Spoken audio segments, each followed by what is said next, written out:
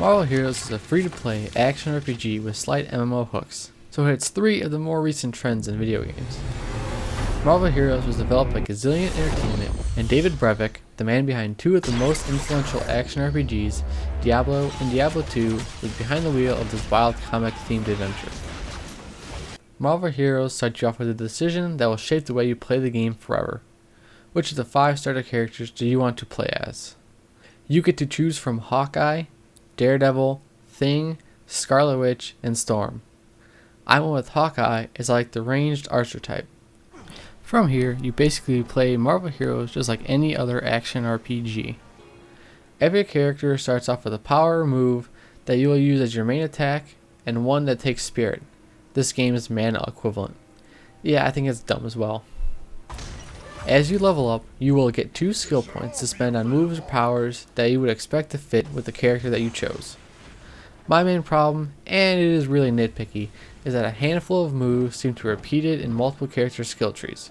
For example, both Hawkeye and Daredevil have the same roll move. So you're probably wondering, Ryan, where does the MMO stuff come in? And that is a great question. Each chapter dumps you into a decently sized area which will be populated by appropriate enemies and all of the players that happen to be playing at the same time. From this area, there are main dungeons and side dungeons, and if you choose to, you can jump into these dungeons with 3 players, random or friends. I chose not to do this because I like to explore the areas and I've missed entire boss fights when choosing to enter an instance with random players. While outside in the main area, there will occasionally be special missions called event missions. These could be anything from defending a certain area for a set amount of time, defeating a certain number of a certain enemy type, or a boss fight with villains not fought throughout the story mode, such as Rhino and Madam Hydra. Defeating the bosses here, as well as during the story mode, will get you medals. These medals give you certain stat bonuses that relate to the boss that you got them off of. Also, bosses have a higher chance of dropping rarer loot, including characters. And of course, just like all action RPGs, you will get loot. Lots and lots of loot. It's even color coded in the colors that you are likely already familiar with: white, green, blue, and purple.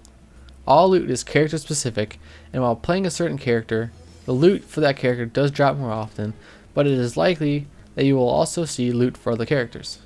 Also, loot does not have any cosmetic effects. This is kind of a letdown for many fans of action RPGs, but I understand why it is how it is, and it doesn't really matter to me. Again, just like many other action RPGs, loot will have stats on it that can increase any of your stats, as well as give things such as health regeneration and extra skill points to certain powers.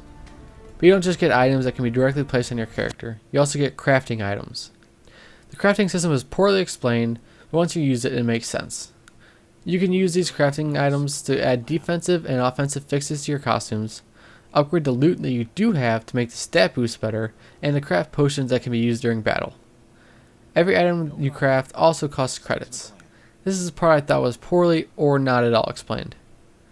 I suggest putting all of your junk loot into your crafter and ignoring all other vendors except the buy packs. The loot you get by playing is much better than the stuff that vendors will sell you.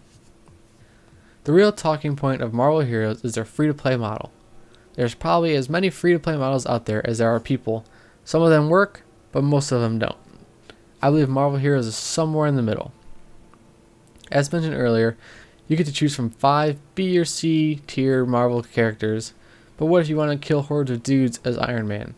Then you have to pay $20. At the time of this review, there are 21 characters in the game.